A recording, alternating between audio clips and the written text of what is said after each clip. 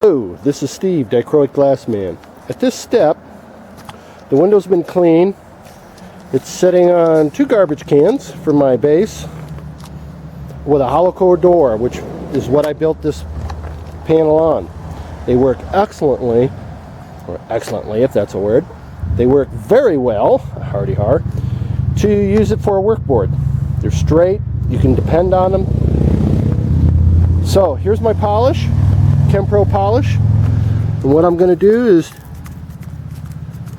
just spray some on,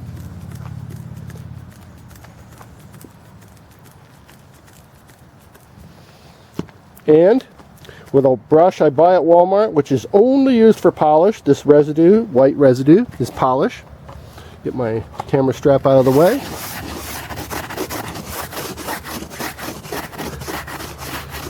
In some cases, you don't even need to see the polish.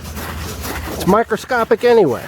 So it's not like you got to really glop it on to prove to yourself that there's polish on the window. Just move it around. You'll be surprised. You might not even think you got much polish on there, and then when this dries to a white chalky film, you'll be impressed to see that, sure enough, there was enough polish on there. There's polish on this brush, and basically by picking up little glops as it goes, it's just getting wetter and wetter.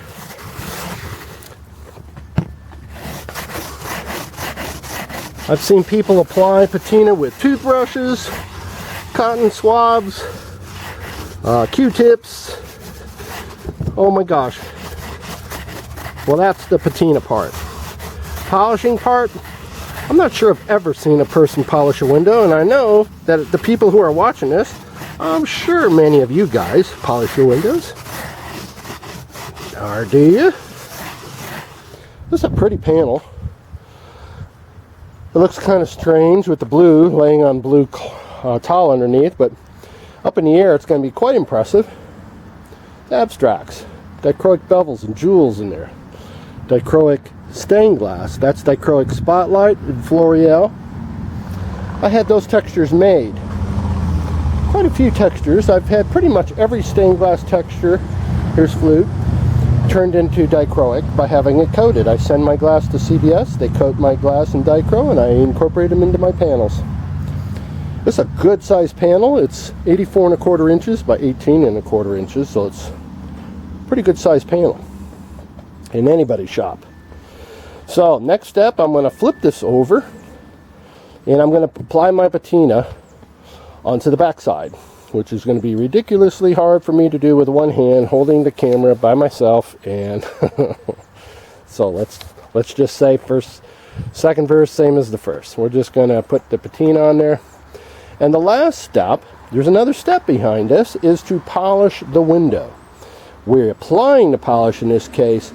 The next step is we're going to take a whiting compound and brush it all out in the cracks and everything, and create that 2 to 3 year